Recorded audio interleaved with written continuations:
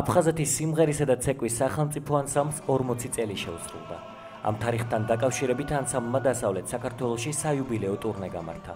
სახელმწიფო ანსამბლმა ლევან ღვინჯილიას ხელმძღვანელობით თავისი შემოქმედება ბათუმის, ფოთისა და ზუგდიდის მაყურებელს გააცნო. წარმოადგინეს უძველესი ქართულ-აფხაზური ფოლკლორული ნიმუშები. ანსამბლთან ერთად ღონისძიებაში მონაწილეობდა აფხაზეთის ავტონომიური რესპუბლიკის განათლებისა და კულტურის მინისტრი, საქართველოს სახალხო არტისტი დიმიტრი ჯაიანი. მაყურებელიც ვარ აი ამ კონცერტის ავტომანებული ვარ.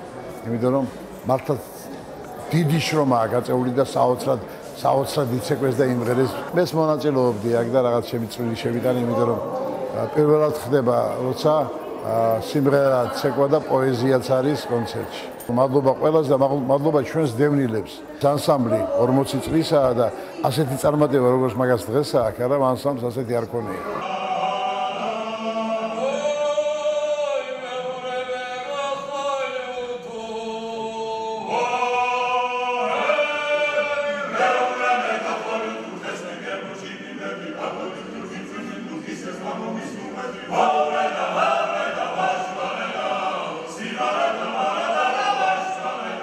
აფხაზეთის ავტონომიური რესპუბლიკის ხელისუფლებასთან ერთად ღონისძიებას ადგილობრივი ხელისუფლების, კულტურის მოღვაწეები და საზოგადოების წარმომადგენლები ესწრებოდნენ.